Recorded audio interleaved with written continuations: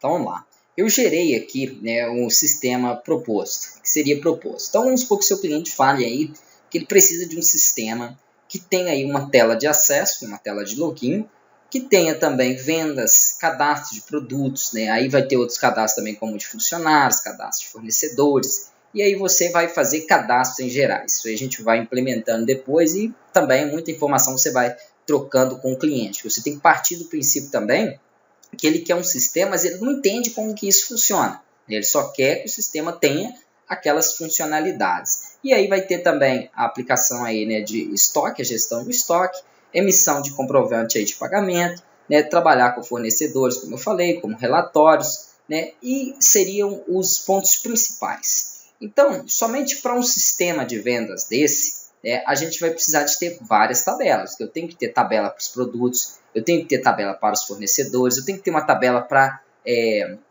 definir, né, o que entrou, quais foram as compras feitas ali para os fornecedores, tem que ter uma tabela para definir o que foi a saída, né, que foi aí o detalhe de produtos que saíram dentro de uma venda. Eu tenho que ter uma tabela de usuários para acesso, né, ou você pode fazer o seguinte, eu não quero uma tabela de usuários porque eu já tenho aqui que ter uma tabela, vamos supor que eu fizesse uma tabela para os funcionários, seria melhor. Então eu faço o registro do funcionário, o próprio funcionário é quem vai acessar esse sistema. Esse sistema o cliente não acessa. Então, no muito ali vão ser os funcionários e o gerente. O gerente pode ter algumas permissões diferentes aí, né, se necessário, se pedido pelo seu cliente. Então, os próprios funcionários não podem acessar o sistema ali e cadastrar outros funcionários. Quem vai fazer o cadastro é somente o cliente ou somente o gerente. Então, assim, essa tela de acesso você consegue elaborar de várias formas, tá joia?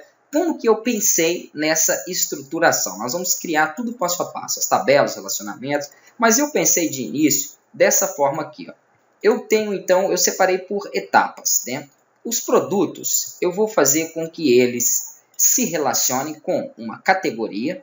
Por que isso? Porque dependendo do sistema, como o nosso sistema é um sistema genérico, né, vai funcionar para várias etapas, vamos supor que fosse um sistema de supermercado. Então, dentro de um supermercado, você tem ali a área dos frios, né, a área aí, né, às vezes de carnes, produtos de limpeza, aí várias categorias. Então, seria interessante relacionar o produto com a categoria. Então, eu preciso de uma tabela de categoria, eu preciso de uma tabela dos produtos. Eu tenho uma tabela aqui, que depois vocês vão entender um pouco melhor, vou falar mais sobre a apresentação, né, que vai também ser relacionada com os produtos. Então, cada produto vai ser apresentado de uma certa forma dentro do sistema. Eu tenho aqui uma tabela para os clientes.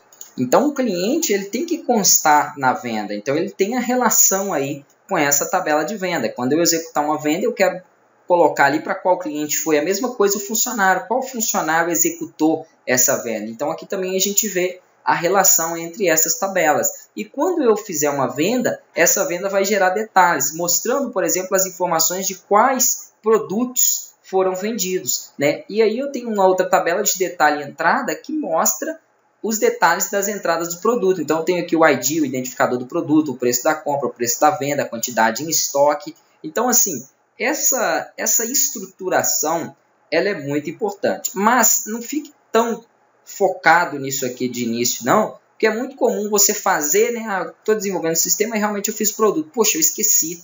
Aqui eu vou precisar de colocar, né, uma imagem, uma descrição para esse produto, eu vou precisar de ter uma outra tabela onde eu vou ter que relacionar informações a esse produto. Então, assim, tudo isso aqui dá para você ir desenvolvendo depois. Se eu tiver somente uma tabelinha com poucos campos, eu já consigo fazer a conexão ali, eu já consigo criar uma tela, começar a desenvolver. Uma coisa mais complexa, como uma estrutura, uma diagramação dessa aqui, ela leva um tempo, uma certa experiência de desenvolvimento para você conseguir fazer. E muita coisa tem que ser também combinada com o seu cliente, tá joia? Você não vai definir, por exemplo, que coisas simples, como por exemplo, um cliente vai constar na venda. Isso aí é básico, né? Um funcionário eu também posso colocar ali relacionado à venda. Isso é básico. Mas algumas outras coisas, como eu fiz aqui, por exemplo, não tem uma tabela de usuário específica. Eu vou utilizar a própria tabela dos funcionários, deixa eu até encontrar ela aqui, para fazer o cadastro. Então, se eu for utilizar a tabela dos funcionários, eu criei aqui um campo onde eu vou constar um e-mail, onde eu vou constar um login, que é o acesso, né? Onde eu vou constar aqui o acesso não, isso aqui é um nível de permissão para ele, onde eu vou constar o usuário, que seria o login, e aqui uma senha. Então, assim, eu já coloquei esses recursos direto na tabela funcionário, sem precisar criar uma outra tabela para usuários e fazer uma relação com ela ou com outros campos. Então, assim, essa estruturação você vai montando aos poucos, vai conversando com o cliente, vai desenvolvendo.